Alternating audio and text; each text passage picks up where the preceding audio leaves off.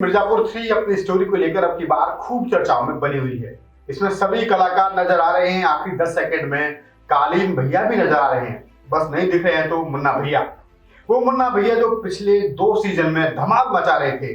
आपने अगर सीजन 2 देखा होगा तो आपको पता होगा कि मुन्ना भैया मर चुके हैं। लेकिन आज हम आपको असल जिंदगी के एक ऐसे मुन्ना भैया के बारे में बताने जा रहे हैं जिन्हें खुद पुलिस भी मरा हुआ समझ रही थी, लेकिन वो जिंदे थे और पुलिस से आंख मिचोली का खेल खेल रहे थे। बात 80 के दशक की है, जब जौनपुर के छोटे से गांव पूरे दयाल के रहने वाले 17 साल के नाबालिग लड़के प्रेम प्रकाश उर्फ मुन्ना बजरंगी के चाचा का किसी व्यक्ति के साथ झगड़ा हो जाता है। झगड़े के कुछ दिन पहले ही मुन्ना बजरंगी ने 250 रुपए का कट्टा यानी देसी असला खरीदा था। जैसे ही मुन्ना बजरंगी को इस झगड़े का पता पड़ा, वो तुरंत उस व्यक्ति के पास पहुंचा और उसने उसे सीधे गोली मार दी। मौके पर इस व्यक्ति की मौत हो गई। चूंकि प्रेम प्रकाश नाबालिग था तो जल्दी छूट गया और इस तरह मुन्ना बजरंगी ने अपने पहले कत्ल से अपना पहला कदम अपराध की दुनिया में रखा। फिर 1993 में जौनपुर के लाइन बाजार थाने इलाके में दिन दहाड़े भाजपा नेता रामचंद्र सिंह और उनके सरकारी गनर अब्दुल्ला समेत 3 लोगों की हत्या में मुन्ना बजरंगी का नाम सामने आया। उस समय मुख्तार अंसारी अपराध की दुनिया में एक बड़ा नाम था। इसको भी शौक चढ़ा कि अपराध की दुनिया में इसका भी नाम बड़ा होना चाहिए। इसके लिए इसने मुख्तार अंसारी से संपर्क किया और उसके गैंग में शामिल हो गया। धीरे धीरे मुख्तार अंसारी का मेन शूटर मुन्ना बजरंगी बन गया और इसने वाराणसी में कई वारदातों को अंजाम दिया। अपराध की दुनिया में जब वो काफी चर्चित हो गया तो यूपी पुलिस ने 1998 में मुन्ना बजरंगी के ऊपर 7 लाख रुपए का नाम रख दिया और यूपी की एसटीएफ जो ऐसे ही अपराधियों का खात्मा करने के लिए बनाई गई थी, वो मुन्ना बजरंगी को ढूंढने निकल पड़ी। एसटीएफ को पता चला कि मुन्ना बजरंगी दिल्ली यूपी बॉर्डर पर कहीं छुपा हुआ है, तो यूपी पुलिस ने दिल्ली की स्पेशल सेल से कहा कि वह मुन्ना बजरंगी को ढूंढने में मदद करे। दिल्ली पुलिस की स्पेशल सेल ने जब छानबीन की तो पता पड़ा कि मुन्ना बजरंगी दिल्ली के समयपुर बादली में छुपा हुआ है। दिल्ली पुलिस ने उसे पकड़ने के लिए जैसे ही दबिश दी, मुन्ना बजरंगी ने फायर खोल दिया।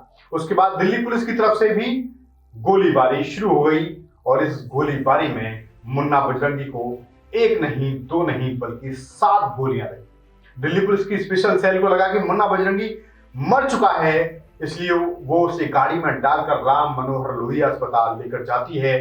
पूरी मीडिया में खबर आग की तरह फैल गई कि मुन्ना बजरंगी मारा गया।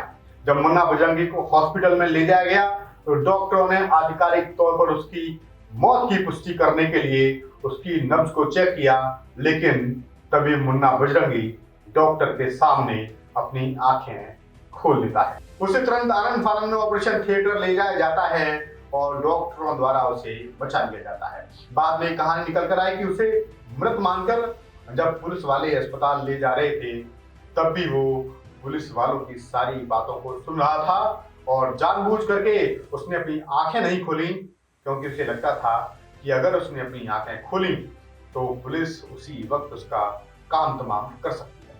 इसलिए अपनी जान बचाने के लिए उसने मुर्दा बनने का ड्रामा किया। मुन्ना बजरंगी फिर जैसे ही ठीक होता है उसको तिहाड़ जेल भेज दिया जाता है और उसके बाद साल 2002 में उसको रिहा कर दिया जाता है।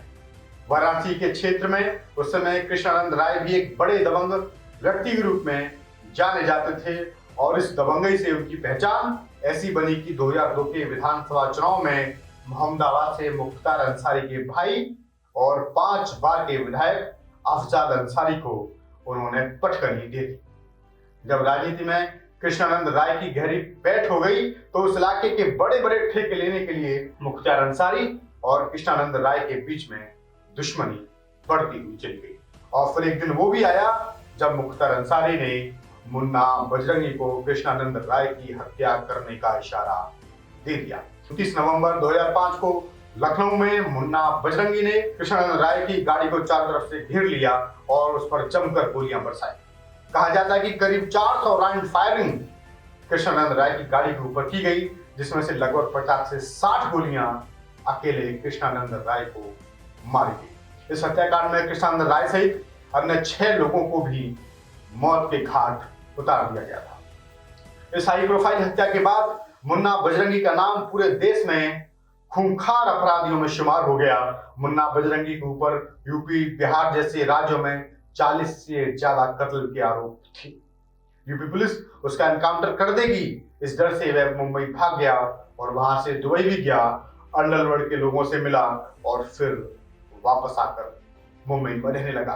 29 अक्टूबर 2009 को मुंबई पुलिस की मदद से दिल्ली पुलिस ने मुन्ना बजरंगी को पकड़ लिया, लेकिन कहा यह जाता है कि यूपी पुलिस के एनकाउंटर से बचने के लिए उसने प्लानिंग के तहत अपने आप को दिल्ली पुलिस के हवाले किया था। चूंकि दिल्ली में उसके अपराध कम थे, इसलिए उसको एनकाउंटर का डर नहीं था। मुंबई से लाने के बाद उसको सीधे तिहाड़ जेल भेज दिया जाता है और फिर उसके बाद दिल्ली पुलिस यूपी पुलिस को उसे सौंप देती है। फिर एक समय आया जब मुन्ना बजरंगी को लगा कि उसे भी राजनीति में आ जाना चाहिए, क्योंकि उसके अनेकों अपराधी साथी विधायक और सांसद बन चुके थे। इसलिए मुन्ना बजरंगी ने 2012 में विधानसभा का चुनाव मड़ियाहू सीट से अपना दल के टिकट पर लड़ा, लेकिन सिर्फ 35,000 वोट पाकर मुन्ना बजरंगी हार गया। मुन्ना बजरंगी ने इस हार की कसर को पूरा करने के लिए 2017 का विधानसभा चुनाव पत्नी सीमा सिंह को लड़वाया, लेकिन सीमा सिंह भी अपना दल की टिकट पर उस चुनाव को हार गई और उन्हें मात्र 21,000 वोट मिले। वो चौथे नंबर पर आए।